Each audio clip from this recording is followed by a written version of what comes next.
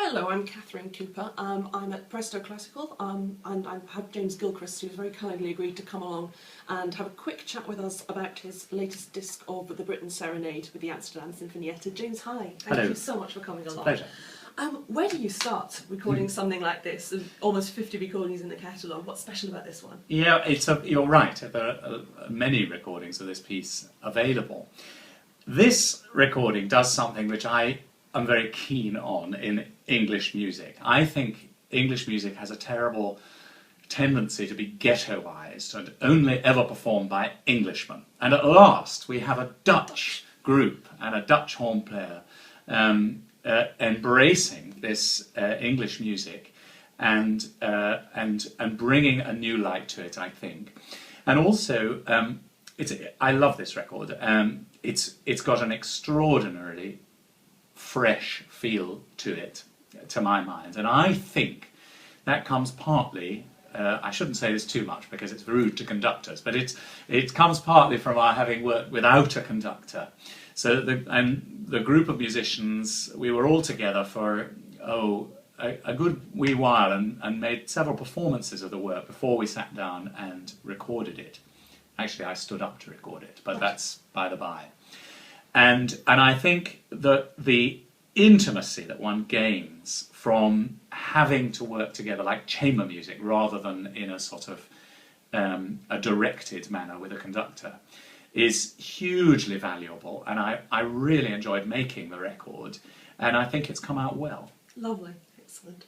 I wanted to ask you, just from having seen some clips of the recording process on the Channel Classics YouTube channel, it looked like there was a fair amount of playing with the positioning of the horn player. I saw he was standing out in the audience, where obviously you would never put someone during a performance. What was decided on in the end? Yes, I wonder whether some of that was the positioning of the first and last movements when the horn plays alone, where Britten in the score wants to try and have the horn, particularly at the end, in an offstage position, so that it sounds almost as if a memory of what's gone before. And I think that's probably what the film you saw. Obviously, we did play around to some extent with the positioning of the players, but actually, in the end, we ended up on a fairly standard setting with the players arrayed on the stage, and then the two soloists in the sort of middle of the U, really. Mm-hmm. As you would in a concert performance. Really, as you would in concert performance, and indeed as we did in concert performances. And it felt very comfortable that way. The way the serenade works, the string sound is very often a sort of cushioning body which envelops the voice and the instrument. And I think physically to have them surrounding you like that is very helpful. Indeed, yes. We've spoken a little about the myriad recordings on the market. Obviously, the person that looms largest for these songs is Pears. How much do you listen to Pears, and how much do you embrace what he did, or consciously try and distance yourself from it? It's a very good question, and I'm never quite sure how to answer it. I mean, I'll be very honest.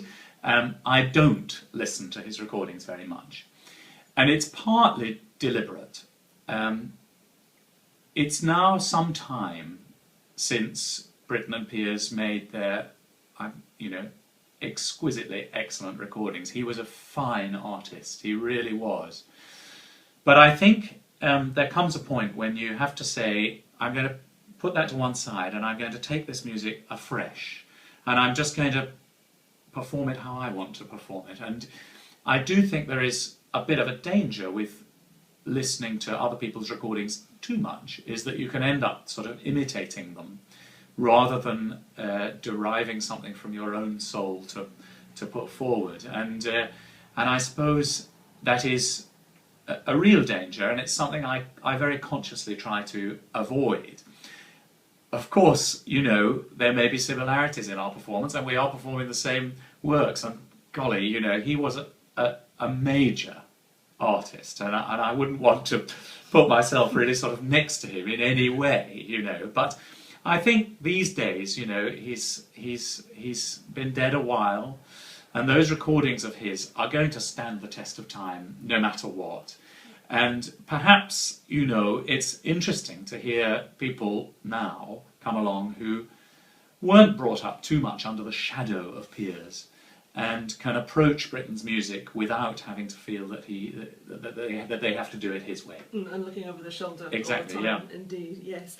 Finally, I just wondered if you could fill me in a little bit about this wonderful setting of Tennyson's Now Sleeps the Crimson Petal, which I didn't know at all before I saw this.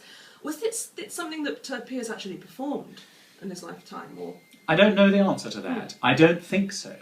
I think Britten wrote it at the same time as the other settings within the Serenade, but actually never got around even to orchestrating it completely. His compositional technique was such that he wrote in a sort of short score with all the string parts within 2 staves, and then for a final version he would set it out, and he never got round to that final version, so he obviously decided to miss it out of the set, and it's very much not part of the set, but it still sits in the same territory emotionally. It's about night time. It's a deliciously tender setting of this poem, and I think it's a real winner of a piece. I think it's a fantastic work, and I really enjoyed singing it. I know the other version I know of the poem being set by Roger Quilter. And that's a very famous setting, and intriguingly Quilter misses out a couple of the verses in the middle, and Britten sets the whole poem, and it is quite different. Quilter's version is very openly romantic and in a sort of heart on sleeve and very open way, whereas I feel Britten's version is much more in a way secretive, and in some ways more intimate, I think, and I think it's a real discovery. It certainly was for me. Good. A fantastic end to the disc as well. Disc also has Les Illuminations and the Frank Bridge variations, and is out now on Channel Classics. James, thank you so much for coming in to chat to us. Thanks. Pleasure.